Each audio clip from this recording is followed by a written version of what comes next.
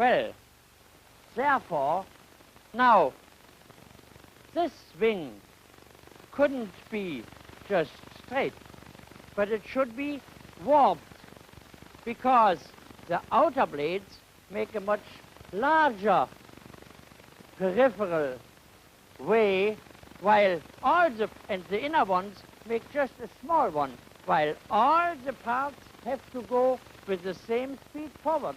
Therefore, it is a wing on a spiral surface. Here, you see a spiral surface, like this. And you can imagine that each of these little sticks represent the position of a propeller blade while it goes once around. That is like a helicopter would fly. We have seen the last time at these pictures in the smoke tunnel that we can use a propeller not only for propulsion device, but also as a lifting device. And we have even seen this in the slow motion pictures with the pulsating smoke, how the flow went over and gave lift and forward thrust. Now here we want to make a little test to see how much such a propeller would lift. We have a little model propeller here driven by an electric motor, and this is fastened to an arm which moves around here. And so much loaded, then it wouldn't lift itself anymore. So that's the limit with all the power on. As you see, 33 volts. Now, can we do better? That's the question. Well, let's think about it. First of all, you see when this propeller turns around, then it makes pressure underneath and suction above. That means it has a differential pressure across its disc. And since there is open air on both sides, this pressure on underneath will equalize against the suction which you have above. And here you see it first without the action of the propeller. You see that there is quite a bit of drag behind it, because that wake shows that there is turbulence which makes drag. Now if we start the little propeller, watch this. Then, as you see, large part of the air is drawn into the thing and accelerated, and also the outer streamline come near to the sections, so that we have practically no drag due to turbulence over the shroud. We can even see it better if I stop the smoke, as it looks here, to see how strongly this pulls. And when I turn now the model, then we can see it, how it would work with an angle of attack. So as a propulsion and lifting device.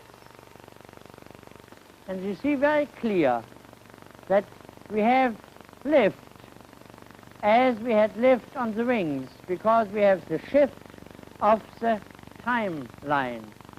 You see on the other hand how this air which goes through the shroud itself is propelled and comes out much earlier, the little smoke cloud, than the other smoke from the timeline. We see therefore that such a device can be used as a lifting and propelling agent for an aircraft. And if we make a very efficient propeller, then what is it? It is actually nothing than a compressor. Now, the main thing is that the pressure differential is as large as possible, and therefore, instead of using just two blades as a usual propeller has, we can use several blades which then cover most of the area of the propeller disc, as you see it here. We have here a tube with electrical motor and a little multi-blade propeller, which we also call an axial blower or a one-stage axial compressor. You will see that with such a device, you can even get a, well, good pressure differential in one stage. I will show it to you here. See, we have here our pressure gauge as we used it before. If I turn the power on, then we can read the pressure differential across the propeller. See it here? Now I turn the power on more and more. A jet engine is actually nothing than a multi-blade shrouded propeller, which is here called the axial compressor. This is this part of the jet engine. Now, due to these many stages, there are jet engines up to 14 stages in this compressor.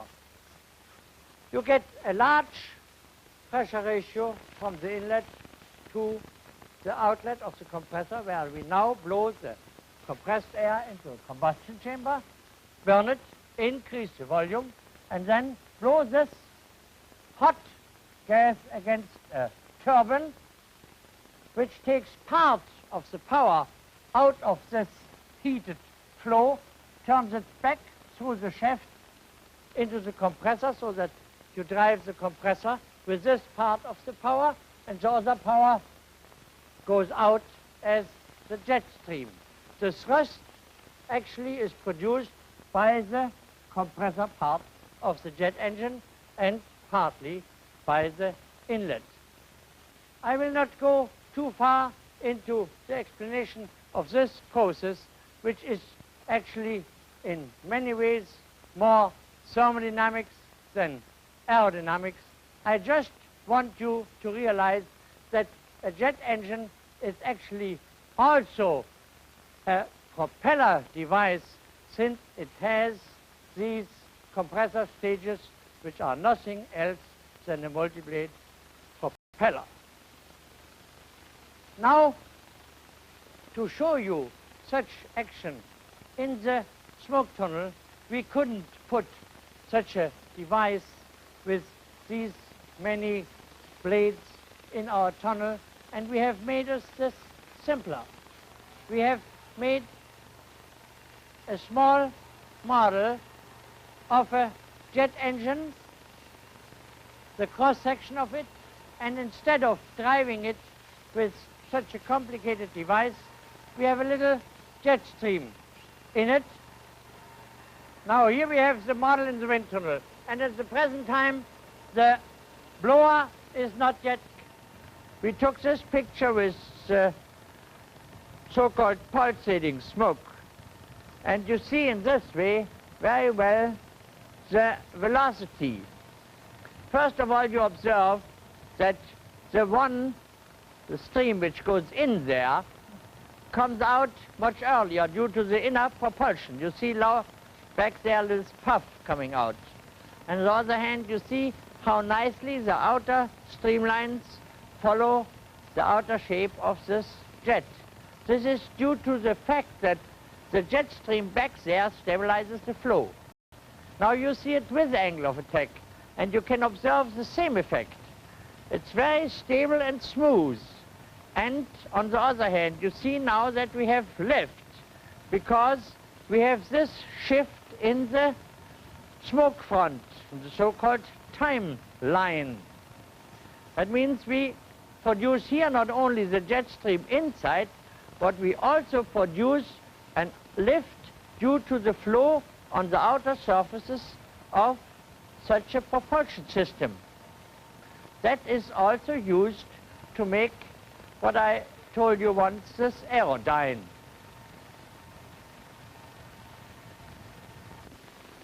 The last of the propulsion systems which we want to mention here is the rocket engine. which will probably carry man into space.